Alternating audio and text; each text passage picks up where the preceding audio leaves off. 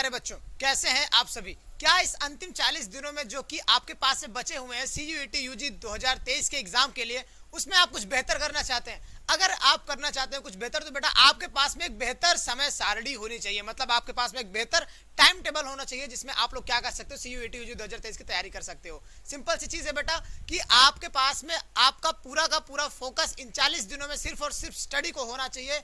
और स्टडी में मतलब क्या, जो भी आपके कॉन्सेप्ट बचे हुए, जैसा कि आपको पता है कि आपने देखो हर एक बंदे के लिए सबका अलग अलग टाइम टेबल होगा, है ना। डेफिनेटली कोई बच्चा प्रिपरेशन कर रहा होगा 3 डोमेन लेके, कोई बच्चा प्रिपरेशन कर रहा होगा 3 डोमेन, एक लैंग्वेज, एक जनरल टेस्ट लेके, कोई बच्चा 3 डोमेन, एक जनरल टेस्ट या एक बस मात्र जनरल टेस्ट ही लिया हो, या हो सकता है कि कोई बच्चा एक लैंग्वेज 2 डोमेन लेके पढ़ाई कर रहा हो और एक जनरल टेस्ट लेके पढ़ाई कर रहा हो। तो सबके लिए अलग अलग क्राइटेरियाज बनते हैं, लेकिन एक एवरेज क्राइटेरिया क्या हो सकता है स्टडी करने के लिए, ये बेटा सबसे जरूरी बात है। जैसे कि मैंने पूछा कि बेटा आप कितनी देर पढ़ाई करते हो एक बच्चे से, उसने जवाब दिया कि 18 घंटे। बेटा ये 18 घंटे कौन पढ़ सकता है भाई?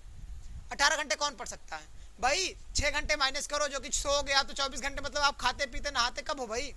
तो देखो यार, आपके लिए प्रॉपर सी चीज है कि आप अगर 40 दिनों में बेहतर करना चाहते हैं तो आपके पास में पता है, आपके पास में टाइम टेबल से ज्यादा इंपॉर्टेंट, हेलो हेलो, हाँ, टाइम टेबल से ज्यादा इंपॉर्टेंट बेटा आपके पास में होना चाहिए टारगेट। आप अपने आप को डेली टारगेट कितना दे रहे हो, ये इंपॉर्टेंट है।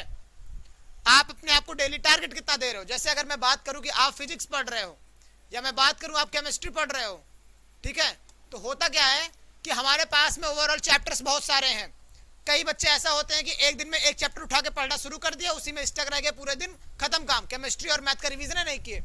तो बेटा ये भी बहुत बड़ा लॉस होने वाले हैं आपके आने वाले एग्जाम में, ठीक है। क्यों? क्योंकि हर एक सब्जेक्ट को आपको प्रॉपर टाइम देना होगा, प्रॉपर टाइम देना होगा। अगर कोई भी सब्जेक्ट में आप थोड़ा सा भी लैग कर रहे हो तो बेटा हर एक सब्जेक्ट बेटा उतना ही वेटेज रखता है।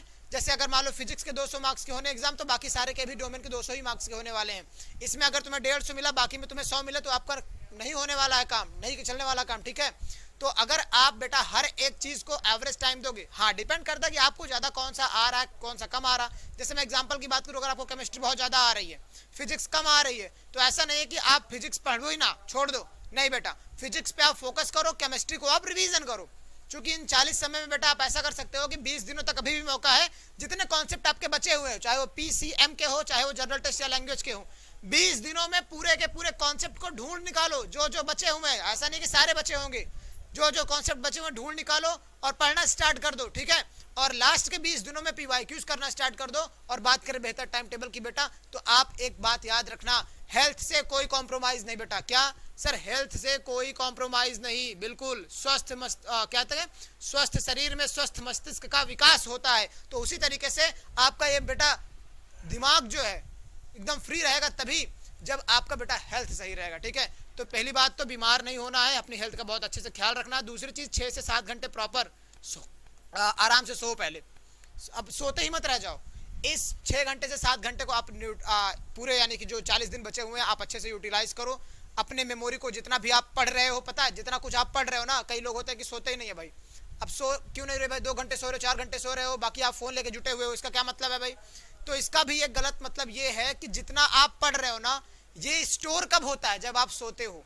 जब आप सोते हो तब उस टाइम पे आपका मेमोरी क्या होता है भाई? पता है, सारी चीजों को स्टोर करता है, ठीक है। तो ये 6 से 7 घंटे की नींद आपको ज्यादा जरूरी है, मिनिमम तो 6 घंटे की होनी चाहिए, ठीक है। मिनिमम 6 घंटे की नींद आपकी होनी चाहिए। मेरा एक दोस्त है, वो भाई क्या करता है भाई, कितने भी उसको प्रॉब्लम आ जाए, कितना भी उसको टास्क कंप्लीट करना, वो 6 घंटे तो सोएगा ही सोएगा डेफिनेटली वो। और आज उसका IIT में सिलेक्शन हो गया। तो सिंपल सी चीज है भाई, ऐसे ही आपको भी सेम चीज करनी है और आपको हमेशा प्रिपेयर होकर रहना है, ठीक है। अब यहाँ पे समझना, आपकी हेल्थ इससे बहुत ज्यादा अच्छी रहेगी और दिमाग आपका फ्री रहेगा काम करने के लिए। बाकी देखो आप बेटा, सुबह आप क्या कर सकते हो, अगर आप 12 बजे सो रहे हो, ठीक है, 12 बजे सो की आजकल की आदत नहीं है बच्चों की कि 10 बजे सो के सुबह 4 बजे उठ जाए। हमें भी पता है, अगर आप 12 बजे सो रहे हो तो बेटा आप 6 बजे तो कम से कम उठ ही जाओ, ठीक है। अगर आप 6 बजे उठ रहे हो, 6 से 8 बेटा आप आराम से स्टडी कर लो, 6 से 8 आराम से स्टडी कर लो। आप क्या करो भाई, 8 से लेके 1 घंटे यानी कि 9 घंटे, यानी कि 8 से 9 तक आप जम के खा लो, कूद लो, फ्रेश हो जाओ, सब कुछ कर लो। या बहुत हो गया तो 1 घंटे और अपना फ्रेश हो जाओ, ठीक है, 1 घंटे और फ्रेश हो जाओ। उसके बाद क्या होगा भाई, अगर आप 10 बज रहे हैं, 10 बजे क्या करो फिर, 10 बजे से आप रिलैक्स हो जाइए और क्या करिए कि 10 बजे आप भाई एकदम इंजॉय के साथ में पढ़ने बैठ जाइए, ठीक है। अब जब यहाँ पे आप पढ़ने बैठ रहे हैं तो आपको क्या करना है, कि ज्यादातर टाइम पे फोकस करना है कि हर एक डोमेन को 2-2 घंटे समय यहाँ पे दे ही दो आप, ठीक है। इसके बाद में आपको कुछ नहीं करना, बस आपको लंच करना है दोपहर को, ठीक है। और इसके अलावा कोई भी कुछ भी काम कर रहा हो, चाहे मम्मी हो चाहे पापा हो, घर के काम थोड़े बहुत हेल्प कर सकते हो, बाकी हाँ एक्स्ट्रा कुछ नहीं फालतू में, बस पढ़ाई पे ध्यान दो, ठीक है। ऐसा भी नहीं कर दो कि आप पढ़ भी नहीं रहे हो, घर के काम भी नहीं कर रहे हो, बस मोबाइल पे लगे हुए, तो बेटा मोबाइल को हटा दो, ठीक है। नींद कब आएगी बेटा? जब कहते हैं ना कि रात में नींद आंखें बंद करने से नहीं, मोबाइल बंद करने से आती है, ठीक है। तो मोबाइल से जितना ज्यादा दूर रहोगे उतना बेहतर रहेगा आपके लिए। और टाइम टेबल यही है कि आप हर एक डोमेन को प्रॉपर 2 घंटे तो दो ही, और उसके साथ में लैंग्वेज और जनरल टेस्ट को भी 1-1 घंटे आप प्रॉपर समय दो। जनरल टेस्ट पे आपको ज्यादा समय देना होगा क्योंकि ज्यादा उसमें क्वेश्चंस आएंगे, और उसके साथ में क्या अलग अलग उसके सिलेबस भी बटे हुए हैं, ठीक है।